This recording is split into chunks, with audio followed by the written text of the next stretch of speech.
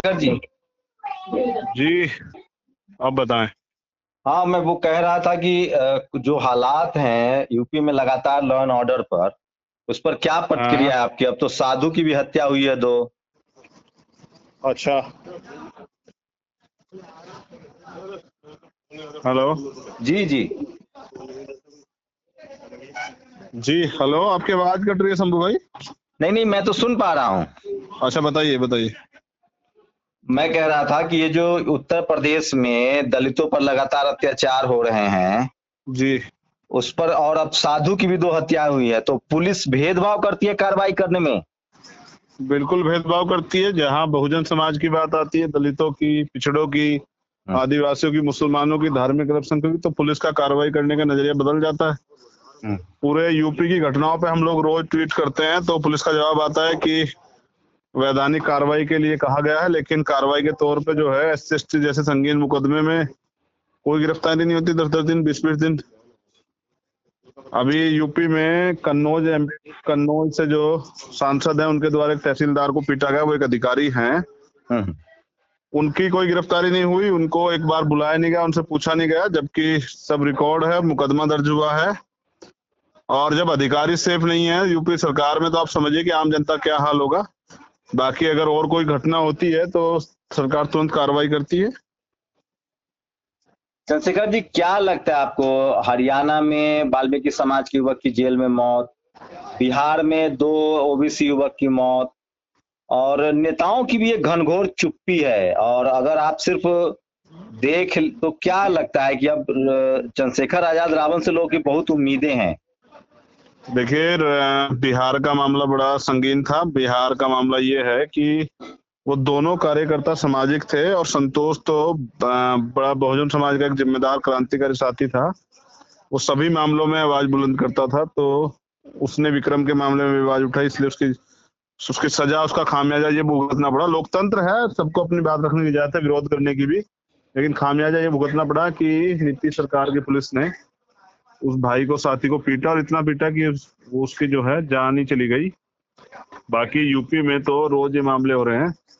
मथुरा में, आजमगढ़ में रेप के मामले भी हो रहे हैं बहुत सारे। देखिए, लॉकडाउन है, देश बंद है, लेकिन फिर भी रेप तक के मामले इस समय हो रहे हैं। और हरियाणा में जैसा आपने देखा, रमन वाल्मीकि जो छोटे भाई थे, उनको, उनके साथ जो बड़ी घटना हुई है, उनके परिवार ने हत्या की आशंका जताई है। अभी देखिए क्या कार्रवाई होती है। पीएम रिपोर्ट का इंतजार है हम लोगों को भी। लेकिन ये तो सत्य है कि लॉकडाउन में भी देखिए, जैसा मैंने कहा कि कोरोना वायरस से भी बड़ा एक वायरस है, वो है जाति का वायरस। वो कितना काम कर रहा है। मौतें हो रही हैं, हत्याएं हो रही हैं, रेप हो रहे हैं, प्रताड़ित किया जा रहा है, लेकिन कोई कार्रवाई नहीं हो रही है। तो ये बड़ा सोचने का विषय है। बाकी नेताओं की चुप्पी से मैं इस पे कुछ नहीं कहना चाहता। वो अपना काम है उनका, वो क्या करते हैं उसकी जानकारी है, उस पे वो क्यों नहीं बोलती है वो जाने। आप क्या करेंगे? लॉकडाउन खुलते हैं, लोग कह रहे हैं कि लॉकडाउन के बहाने सब तरह के क्राइम रुके हुए हैं, जातीय हिंसा सिर्फ चरम पर है।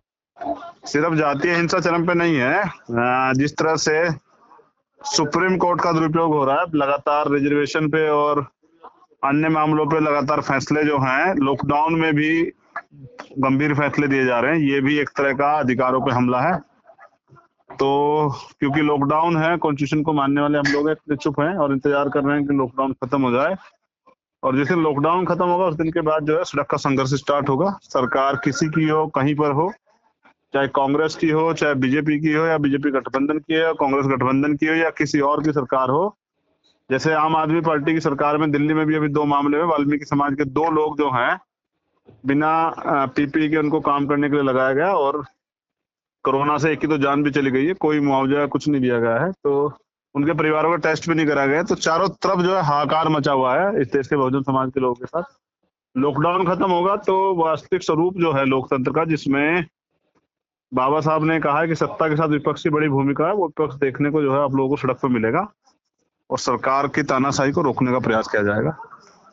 चंद्रशेखर जी, क्या लग रहा है आपको कि लगातार पिछले 10 सालों से मैं देख रहा हूं कि जिस तरह से जब ये सरकार 6 साल हो गई, उससे पहले मनमोहन सिंह की सरकार थी, जी, आंदोलन होते थे, लेकिन सरकार आरोपियों को कार्रवाई करती थी, जेल में डालती थी, 2G हो 3G हो।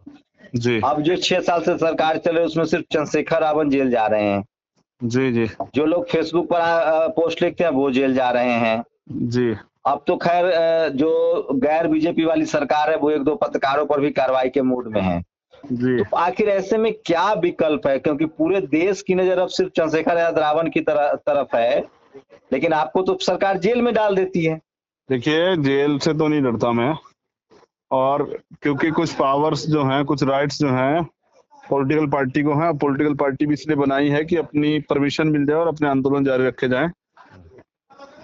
दूसरा क्या है कि जिस तरह आप कह रहे हैं कि कुछ पत्रकारों पर भी कुछ नॉन बीजेपी गवर्नमेंट ने मुकदमे किए हैं, ये तो होना चाहिए, क्योंकि जिस तरह की अफवाहें इलेक्ट्रॉनिक मीडिया द्वारा प्रसारित की जा रही है, उसके खामियाजे जो हैं आम जनता को भुगतने पड़ रहे हैं। अफवाहों की वजह से लोगों की हत्याएं हो रही हैं। पालघर की घटना भी उसी का उदाहरण है। तो ऐसे पत्रकारों पे तो कार्रवाई होनी चाहिए कि अगर वो, क्योंकि वो भी इंसान है, अगर वो झूठी अफवाह फैलाते हैं उन पर कार्रवाई होनी चाहिए। तो ये कार्रवाई अच्छी है, सराहनीय है। लेकिन जैसा आप ये देख रहे हैं कि जैसा मिजाज अभी है, ऐसे मिजाज में जनता डरी हुई है, आम आदमी डरा हुआ है। बीजेपी के लोग अपने सभी काम कर पा रहे हैं आसानी से, लेकिन लॉकडाउन जो है वो आम आदमी के लिए है। किसान परेशान है, मजदूर परेशान है, कामगार जो जातियां वो परेशान है। वो सब लोग रोटी से भी मोहताज हो चुकी हैं और फसल भी नहीं काट पा रहे हैं लोग। उनकी परवाह सरकार को नहीं है। सरकार ने अभी लोन माफ किया। मैं आपको शंभू जी एक बहुत गंभीर जानकारी दे रहा हूँ। सरकार ने एक बड़ा लोन जो है माफ किया है पूंजीपतियों का, जिसमें मेहुल चोकसी भी है।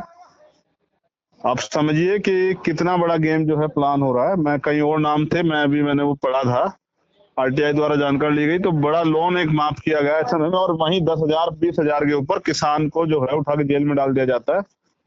और आम आदमी तो जैसे मैंने बताया कि पूरे देश में कई बच्चे जो हैं सांप खाने को मजबूर है, कहीं मेंढक खाने को मजबूर है। तो देश में हाहाकार मचा हुआ है, जनता त्रस्त है, राजा मस्त है, राजा आराम से अपनी एसी में सो रहा है, उनके मंत्री रामायण देखने में मस्त हैं। तो इससे देश का तो बेड़ा गर्क हो गया है। इस दिन लॉकडाउन खुलेगा और वास्तविक इकोनॉमी की कंडीशन लोगों को पता लगेगी, तो मुझे लग रहा है कि देश में भुखमरी और बेरोजगारी चरम सीमा पे होगी। बाकी प्रयास करेंगे कि एक दो छोटे छोटे और सवाल है आपसे। आप लॉकडाउन आपने कहा, आपके संगठन ने बहुत लोगों की मदद की है, लेकिन लगभग 40 करोड़ दिहाड़ी मजदूर हैं जिन तक 94% लोगों तक अब तक मदद नहीं पहुंची है। और उसमें सबसे खास बात है कि इस देश में जाति की, गरीबों की एक जाति है। तो क्या उनको उनके हाल पे छोड़ दिया गया है? देखिए, सरकार तो अमीरों की है और अमीरों के ही काम करेगी। तो ये तो उनके लिए तो जिस तरह के शास्त्र सरकार के, जिस पर सरकार काम कर रही है, उसके अनुसार तो उनको भूखा ही रहना चाहिए।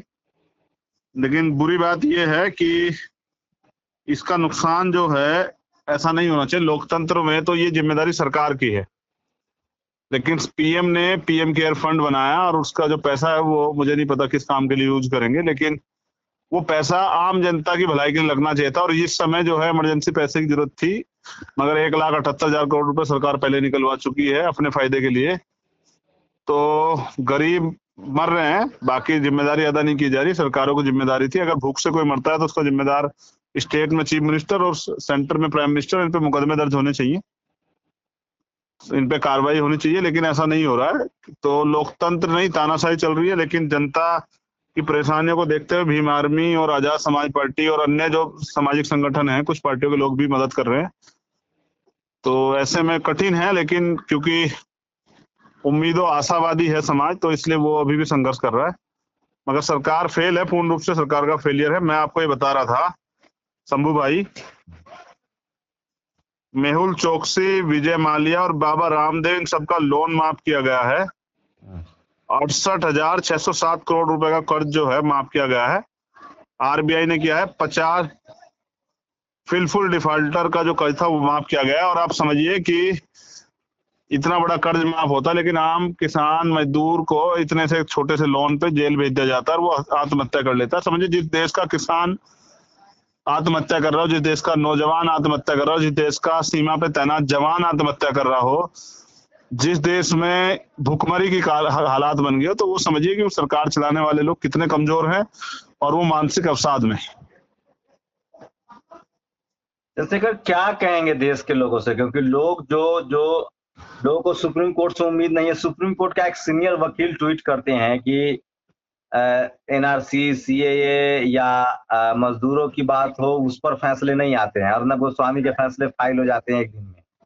तो उस वक्त प्रशांत भूषण ने साफ साफ आरोप लगाया कि सरकार के आगे घुटने टेक चुकी है सुप्रीम कोर्ट। अपोजिशन के, अगर पॉलिटिकल लीडरशिप की बात करें तो अपोजिशन में घनघोर चुप्पी है, ट्विटर तक भी मामला नहीं आ पा रहा। तो क्या इकलौते चंद्रशेखर रावण बच गए हैं सड़कों पर उतरने के लिए, और देश से क्या अपील करेंगे अगर आप इकलौते हैं तो? देखिए, क्योंकि एक मिशनरी और बहुजन मूवमेंट के मान्यवर साहब काशीराम के मूवमेंट का सिपाही होने के नाते मैं इकलौता नहीं हूँ। मेरे साथ तो लाखों करोड़ों बहुजन समाज के युवा हैं, बहनें हैं, बुजुर्ग हैं हमारे, जो जिनके मन में जो है देश से प्रेम है। तो वो सब लोग भी मेरे साथ हैं और वो तैयार है।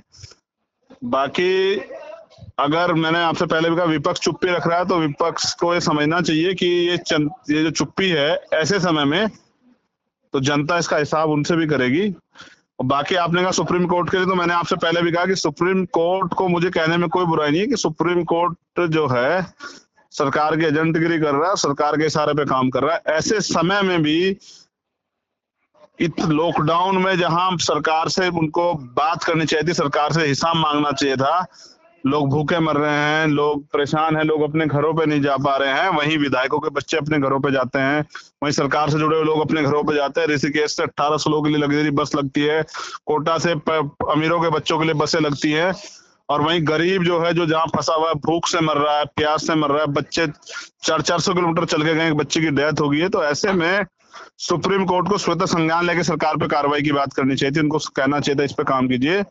4500 रुपए की किट जो है उससे टेस्ट होगा, सरकार को, सुप्रीम कोर्ट को इस पे बोलना चाहिए था, उस पे नहीं बोल रही है। बाकी सुप्रीम कोर्ट ऐसे मतलब गंभीर मामलों में, रिजर्वेशन जैसे मामलों में स्टेटमेंट दे रहा है, टिप्पणी कर रहा है, और उसमें फाइल, और जो बहुत गंभीर मामले उसमें केस नहीं फाइल हो रहे हैं, लेकिन छोटे छोटे मामलों में सरकार मदद के लोगों की मदद कर रही है सुप्रीम कोर्ट। तो ये बड़ा निंदनीय है और सोचनीय प्रश्न है कि जब देश का सुप्रीम कोर्ट भी इस तरह का व्यवहार करेगा तो फिर आम जनता कहाँ जाएगी कार्रवाई के लिए, कहाँ किससे उम्मीद करेगी? सरकार अगर तानाशाही करेगी, सरकार कोई ऐसा कानून लिया जो जनहित में ना हो, तो जनता कहाँ जाए? बड़ा मेरे हिसाब से बड़ा बुरा जो है माहौल बना हुआ और देश के लोगों में इसे लेके बड़ा आक्रोश है, और अब जब कोई चुनाव आएगा तो वो देखने को मिलेगा। आखिरी सवाल, लॉकडाउन के बाद आप फिर सड़कों पर होंगे?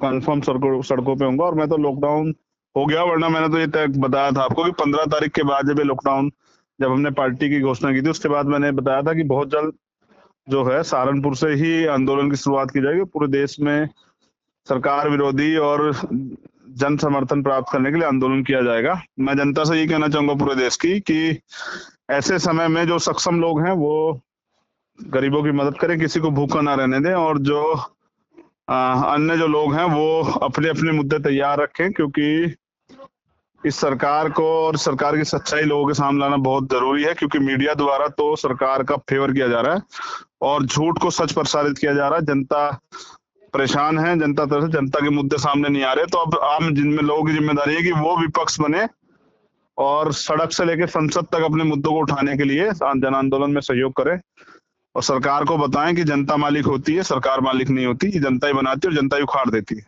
लेकिन आपने एक बड़ा कहा कि मीडिया की भूमिका को कैसे देख रहे हैं? वो घुटना टेक चुकी है या थोड़ी बहुत उम्मीद बची है कि वो सरकार से सवाल पूछे? देखिए, सरकार से सवाल पूछने का मतलब ये है कि तुरंत उन पे कार्रवाई होगी, उनके ऊपर मुकदमे लाएंगे, और हो सकता है बंद भी कर दिया जाए। उनके जो मीडिया हाउस है उन पे छापे लग जाए, उन पे ईडी इनकम टैक्स का नोटिस आ जाए, उन पे सीबीआई जांच बैठ जाए। तो उनसे कोई उम्मीद ज्यादा नहीं कर सकता हूँ, लेकिन बहुजन मीडिया से उम्मीद कर सकता हूँ कि वो आम लोगों के मुद्दे जो है रखें और वो आम लोगों की बात जो है जन जन तक पहुंचाए। तो उनसे तो उम्मीद की जा सकती है, सरकार के पक्ष में खड़ी मीडिया से कोई उम्मीद नहीं की जा सकती। बाकी आप लोगों से उम्मीद है, और भी कुछ चैनल के लोग हैं बहुजन समाज के, उनसे उम्मीद है, कुछ स्वतंत्र पत्रकार हैं, उनसे उम्मीद है कि वो लोकतंत्र के चौथे स्तंभ की गरिमा को बनाए रखें और जनता के विश्वास की कदर करें और जनता के विश्वास को बनाए रखें। ऐसी उम्मीद जो है बहुजन मीडिया से तो है मुझे, कुछ लोगों से। चंद्रशेखर, मैं सोशल मीडिया को सच्चा मीडिया आजकल मानता हूं, जो लोग फैक्चुअल अच्छा लिख रहे हैं। लोग कह रहे हैं कि आप भी कह रहे हैं गरीबों का ख्याल जनता रखे, पीएम कह रहे पैसा जनता दे, अपना भोजन जनता उठाए, किराया जनता माफ करे, तनख्वाह जनता की कटे, तो सरकार किस काम के लिए है? देखिए, मैं आपको एक बात जानकारी ये देता हूँ कि प्राइम मिनिस्टर ने बयान दिया कि कोई भी प्राइवेट कर्मचारियों की सैलरी नहीं काटेगा, उनको एडवांस में सैलरी देगा, लेकिन अपने यहाँ जितने भी गवर्नमेंट कर्मचारी है सबका टीएडीए काट लिया है।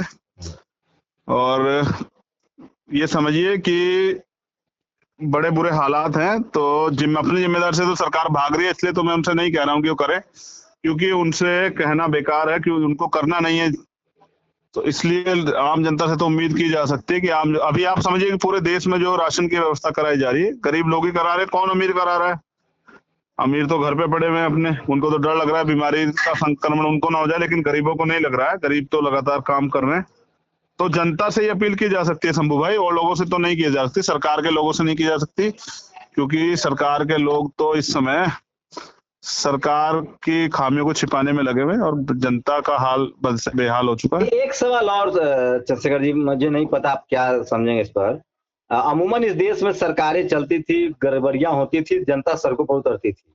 ये पहली ऐसी सरकार है जिसने लोगों को जाति और धर्म में बांट रखा है। एक धर्म विशेष के लोग हैं, जाति विशेष के लोग हैं, वो इस सरकार के साथ बने हुए हैं, चाहे उनके तन से कपड़ा उतर जाए। उनका कहना है, इस तरह की प्रतिक्रिया आती है कि हमारे शरीर से कपड़ा उतर जाए, क्योंकि उनको लगता है कि हमने सरकार चुना है, मुसलमानों पर अत्याचार हो, आरक्षण खत्म हो और जाति व्यवस्था बनाई जा सके, एससी एसटी ओबीसी के अधिकार छीने जाए। उन लोगों में कुछ उम्मीद दिख रही है उनके, वो एक बड़ा चुनौती है। जो ताकतवर लोग हैं, जो चाहे वो मीडिया हो, जुडिशियरी हो, ब्यूरोक्रेसी हो, यूनिवर्सिटी हो या बिजनेस हो, जिनकी सरकार के साथ वैचारिक सहमति है, वैसे हालत में आपको क्या लगता है, आप आंदोलन को कैसे आगे बढ़ाएंगे?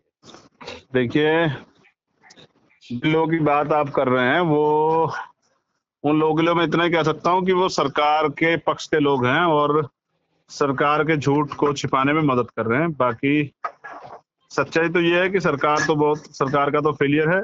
और बाकी देखिए, अभी तो सब लोग अपनी तरफ से प्रयास कर ही रहे हैं। उन लोगों की बात यह है कि उनकी गलती नहीं है, क्योंकि वो अपने कॉन्स्टिट्यूशन पे है, जिसको मनुस्मृति कहा जाता है, जिसमें शूद्रों को अधिकार नहीं है, जिसमें दलितों को अधिकार नहीं, जिसमें अछूतों को अधिकार नहीं है। तो जो अधिकार बाबा साहब कॉन्स्टिट्यूशन में मिल गए तो उनको खारिज कराना है, उनको इसी में आनंद है, चाहे उनके तन पे कपड़ा ना रहे। एक सवाल ये भी है सबसे बड़ा कि बचेगा तो कोई भी नहीं। इस देश में 90% पूंजी पर 10% लोग कब्जा जमाए हुए हैं, और 90% बड़ी बड़ी जो इंडस्ट्री एरिया है, इंडस्ट्रीज हैं, वो सब उनके कब्जे में है। 10% लोग 10% पूंजी से सरवाइव कर रहे हैं, वो सब जी रहे हैं। रोटी एक टाइम मिल जाती है, नहीं मिल जाती, कपड़ा मिल जाता नहीं मिल जाता है, और कोई सुविधा है नहीं। तो एक माहौल बनाया गया है इस देश के मुसलमानों के खिलाफ, जिसपे सरकार काम कर रही है। और सरकार की मदद सिर्फ सरकार ही नहीं कर रही, सरकार के जो और भी स्तंभ है, न्यायपालिका मदद कर रही है, कार्यपालिका मदद कर रही है, और मीडिया भी मदद कर रही है। तो सब लोग मिलके जो हैं इस देश में बहुजन समाज के लोगों को दोबारा से गुलाम बनाने की प्रक्रिया पे काम कर रहे हैं। ऐसे में मैं आपको ये भी बता दूं कि पहले भी बहुत सारे हमले इस तरह के कॉन्स्टिट्यूशन पे हुए हैं, और हमेशा बहुजन समाज ने इसका मुंह तोड़ जवाब दिया है। अब भी आने वाले समय में बहुजन समाज इसका मुंह तोड़ जवाब देगा। तो आप 15 वर्सेस 85 पर कायम हैं? बिल्कुल, आज भी कायम हूँ और हमेशा कायम रहूंगा। बाबा साहब कॉन्स्टिट्यूशन को मानता हूँ, जिसकी जितनी संख्या बढ़ी उतनी हिस्सेदारी, और किसी का हित नहीं करेंगे, लेकिन इस देश के कमजोर वर्ग के लोगों को आगे बढ़ाने के लिए और उनको हिस्सेदारी दिलाने के लिए शासन सत्ता में जमीनों पर सब जगह पर उनको स्थापित करने के लिए काम किया जाएगा, बिजनेस से लेके सभी जगहों पे। एक जो असुरक्षा का माहौल बना हुआ है देश के सभी तमाम वर्गों में, खासकर मुसलमानों में, उसको दूर किया जाएगा। महिलाओं में जिस तरह का माहौल बना हुआ उसको दूर किया जाएगा, इस पे काम होंगे। बाकी जो जरूरी चीजें हैं, एजुकेशन पे काम होगा, हेल्थ पे काम होगा, जुडिशरी सिस्टम पे काम होगा, तो बहुत सारी चीजें, क्लोजन सिस्टम खत्म कराने के लिए काम होगा, तो बहुत सारी चीजें, सब चीजों पे काम होगा। और इस देश में ब्यूरोक्रेसी से लेके मीडिया पे भी बहुजन समाज के लोगों को मौका मिले, उनके भी लोग और उनकी भी बात रखी जाए, इस पे भी काम होगा। चलिए चंद्रशेखर, शुक्रिया हमसे बात करने के लिए। एक जानकारी दे दूं, आज तक जैसे बड़े चैनल में एक एडिटर पद के जो ओबीसी का पत्रकार था उसको निकाल दिया गया है, क्योंकि वो भुखमरी की खबरें दिखा रहे थे। ये मेरी तरफ से एडिशनल आपको जानकारी थी। नवीन कुमार नाम है उस पत्रकार का और ओबीसी समाज से आते थे। तो ये क्या हमारे साथ। हाँ, आपने ये बात मुझे बताई तो इससे भी स्पष्ट होता है कि कहीं ना कहीं इस देश का बहुजन समाज का व्यक्ति एक दूसरे की परवाह करता है कहीं भी रहते हुए। तो ऐसे ही साथियों की वजह से और लोगों को ऊर्जा मिलती है। उनके नवीन भाई के लिए मंगल कामना है, उनको निकाल दिया गया है, ये बुरा है। मगर सच की बात कहना, सच की आवाज उठाना, ये तो जिम्मेदारी है बहुजन समाज के लोगों की। यही तो हमारे संतों महापुरुषों गुरुओं ने सिखाया हमें। तो ये चंद्रशेखर रावण थे जो कह रहे हैं कि लॉकडाउन खत्म होते ही जो तमाम कास्ट जो एट्रोसिटी है, कास्ट एट्रोसिटी, और उसके खिलाफ वो सड़कों पर उतरेंगे। शुक्रिया हमसे बात करने के लिए चंद्रशेखर जी। जी धन्यवाद। जय भीम।